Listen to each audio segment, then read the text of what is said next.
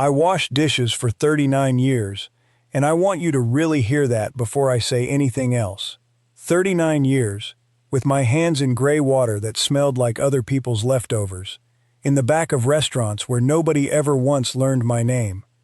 And right now, as I'm talking to you, I'm sitting on a balcony 6 floors up in a city called Da Nang on the coast of Vietnam, and if I lean forward just a little, I can see the South China Sea going pink in the morning, this long white beach, called Mai Kay, that Forbes once called one of the most beautiful on the planet.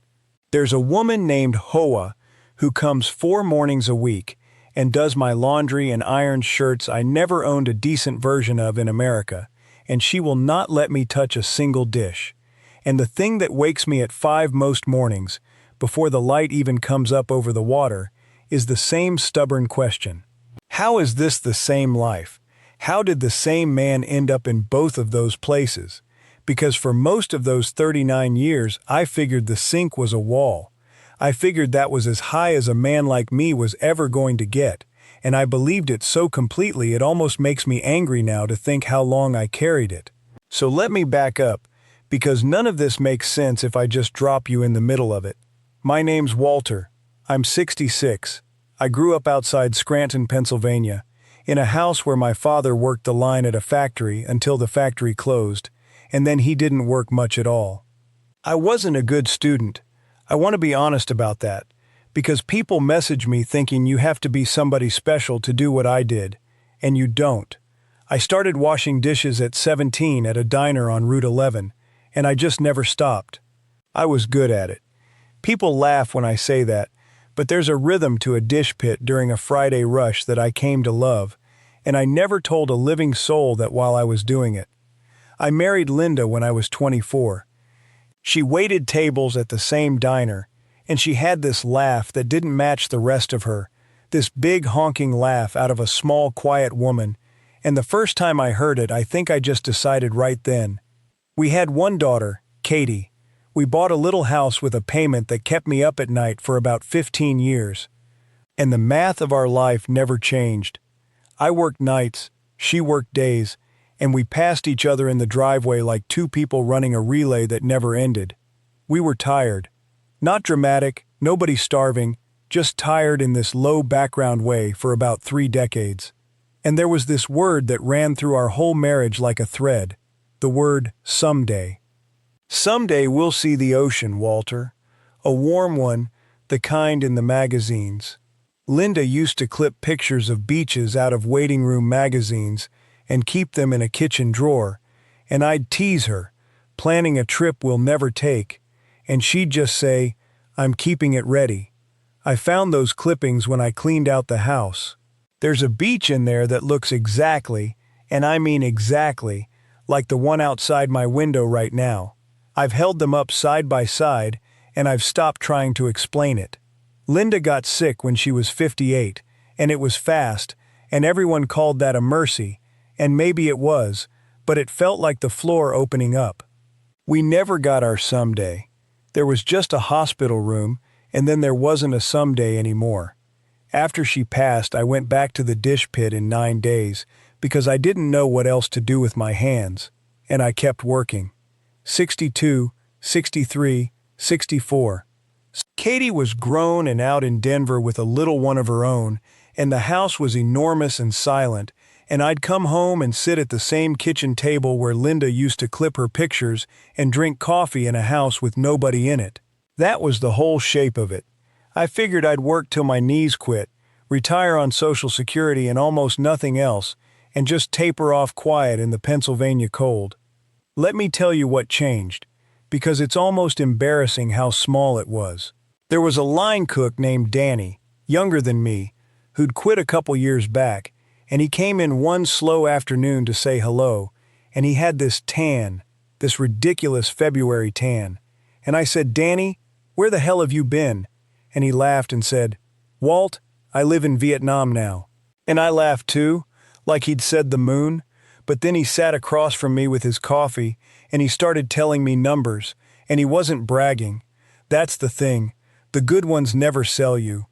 He said his apartment near the beach ran him about $350 a month.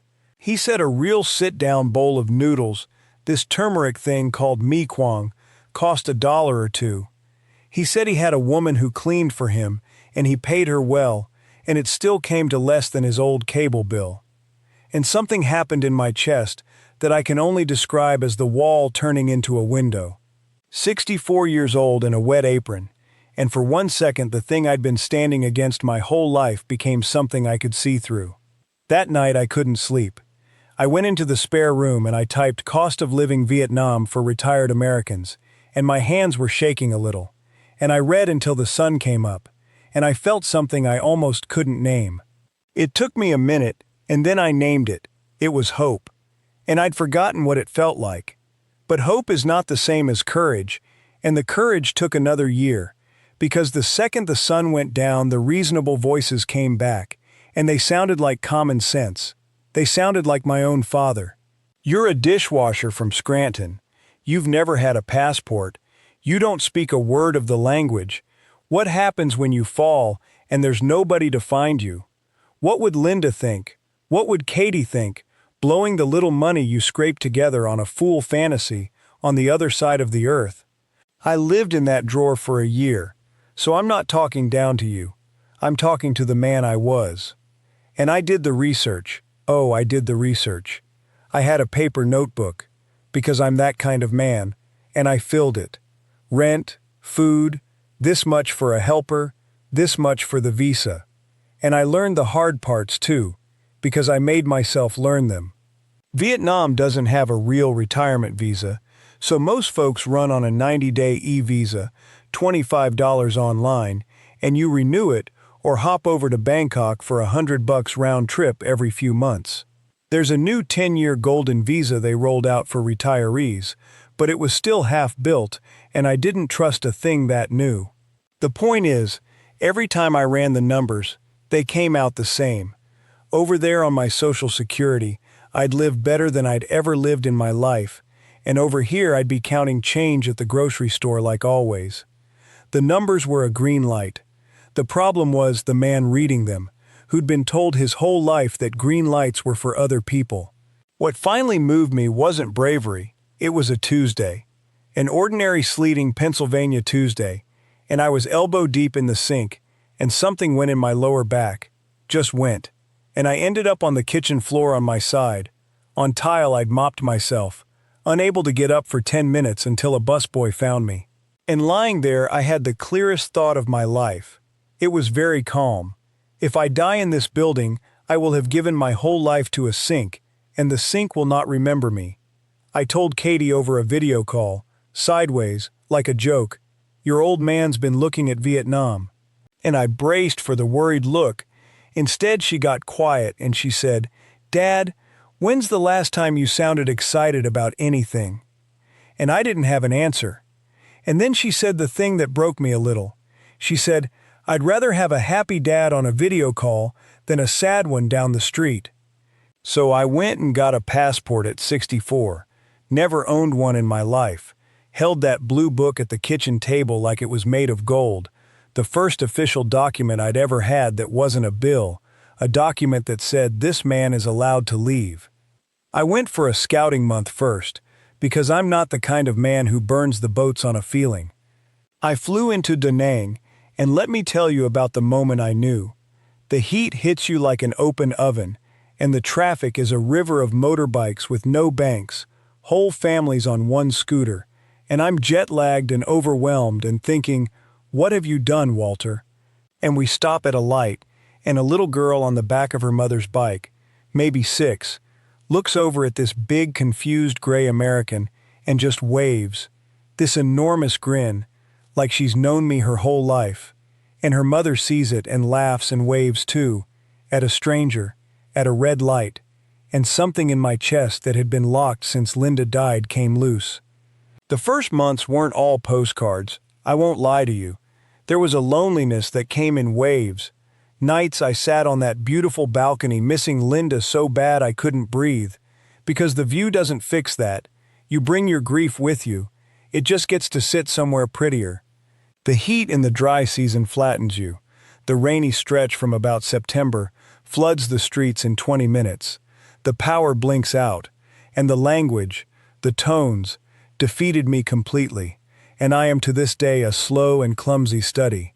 But here is the real life I built. I rent a one-bedroom a short walk from the beach for about $400. Tile floors, big windows, a balcony with 2 plastic chairs. My electric runs 50, 60 in the hot months. When I give in to the air conditioning, water's a few dollars. Fiber internet faster than anything I had in America for around 15. And then there's Hoa, and I have to talk about her properly, because the title of a thing like this makes it sound like I snapped my fingers and a maid appeared, and it isn't like that at all. Hoa is 41. She lives down the block with her husband and 2 kids, and she came to me through Danny's helper, because that's how everything works here, through somebody who knows somebody. The first morning I followed her around trying to help, grabbed the other end of the sheet, reached for the broom, and she stopped and looked at me and said, in careful English, "Mr. Walter, this is my job, you are making it harder." And it hit me like a truck, because for 39 years I was the invisible one, and I knew exactly what it feels like to be treated like you can't be trusted to do the thing they're paying you for. So I made myself sit down, and it was one of the hardest things I've done here, letting another human being clean for me. I pay her well above the going rate, which around here runs $200 or $300 a month, and a bonus at the new year, and when her boy needed his teeth fixed last year I covered it, and it cost me about one old cable bill. And that money put her daughter into her first year of nursing school. The same work my Linda did, the waitressing and the caretaking, that girl is going to do with a real degree, partly because a dishwasher from Scranton needed his shirts ironed. That's when the shame turned into something else. I wasn't a rich man up on the hill looking down. I was a man who knew exactly what that work was worth because I'd done it, and I was finally able to pay it right. Now let me give you the honest hard parts, because anybody selling you only mango trees and ocean views is selling you something. The healthcare floored me in the good way. I had a chest thing a year in, convinced myself at 3 in the morning it was my heart, and I went to a hospital here and saw a sharp young doctor in 20 minutes, got an X-ray, an EKG, and antibiotics for bronchitis. The whole thing about $60. Paid cash, didn't blink. I carry a private plan now, a little over $100 a month for the big things. But I'll be straight. For something truly serious, a lot of folks fly to Bangkok or Singapore, and you'd be a fool to live far from a real hospital at my age, and the visa runs never fully stop being a headache. My whole month, everything in, rent and Hoa and food and the motorbike and a few beers on the beach, lands around $1,100–1,200. My Social Security covers it with room to spare. For the first time in my life, the money comes in faster than it goes out. 66 years old, and I finally know what that feels like. People ask if I have regrets, and I have exactly one. It's not that I came, it's that I waited. I want to reach back through time and grab that gray, tired man bent over the sink, catching his own reflection in the dishwater, and shake him and say, "You could have had this at 50. The ocean does not check your transcript. The beach does not care that you barely finished high school."